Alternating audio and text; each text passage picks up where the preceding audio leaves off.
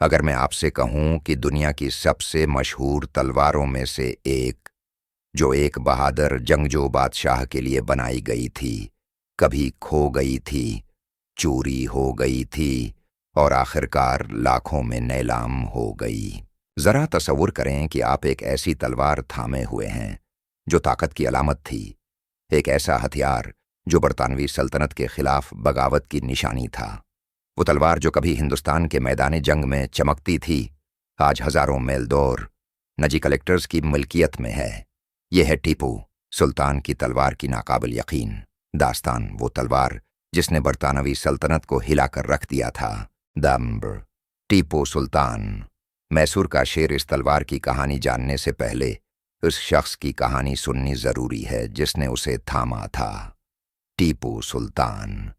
ٹیپو صرف ایک عام حکمران نہیں تھے، وہ ایک وجنری، ایک بہترین فوجی حکمت عملی بنانے والے اور برطانوی سامراج کے خلاف سب سے بڑے مزاحمت کار تھے۔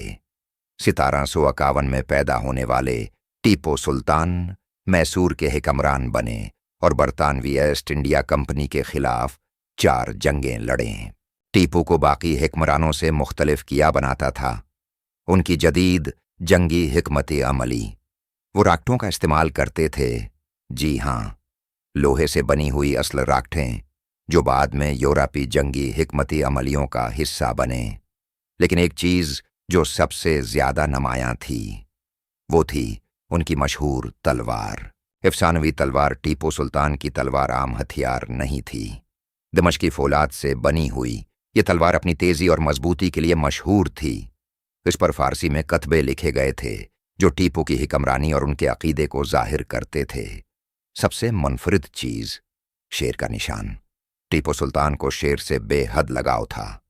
ان کے ہتھیار، ان کی زرہ اور یہاں تک کہ ان کا تخت بھی شیر کے نشانات سے مزین تھا۔ ٹیپو کا ماننا تھا کہ یہ تلوار محض دھات کا ٹکڑا نہیں بلکہ ان کے آزادی کے عزم کی علامت تھی۔ لیکن یہ تلوار ہندوستان سے اتنی دور کیسے پہنچ گئی؟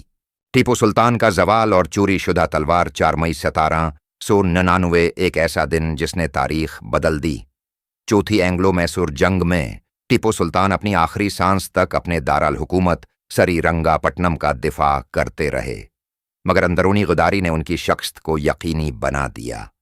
جب برطانوی افواج نے انہیں شہید پایا تو انہوں نے صرف ان کی جان نہیں لی بلکہ ان کے قیمتی خزانے بھی لوٹ لیے۔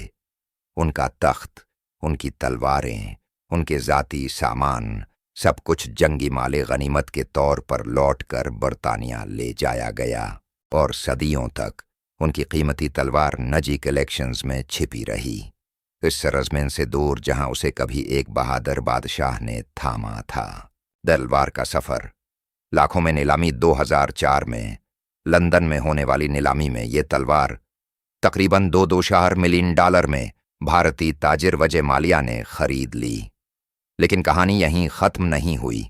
ٹیپو سلطان کے مزید ہتھیار نیلامی میں پیش کیے گئے، جس نے اس بحث کو جنم دیا کہ آیا نوآبادیاتی دور میں لوٹے گئے نوادرات کو ان کے اصل ممالک کو واپس کیا جانا چاہیے یا نہیں۔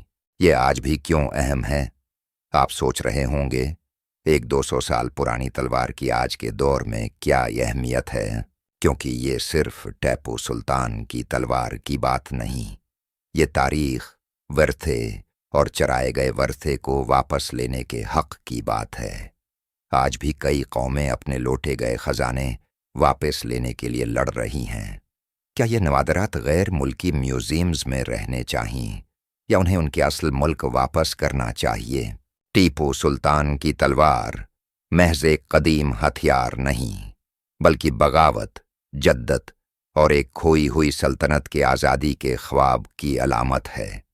تاریخ صرف کتابوں میں نہیں لکھی جاتی، یہ ان ہاتھوں میں محفوظ ہوتی ہے جو اس کے لیے لڑتے ہیں۔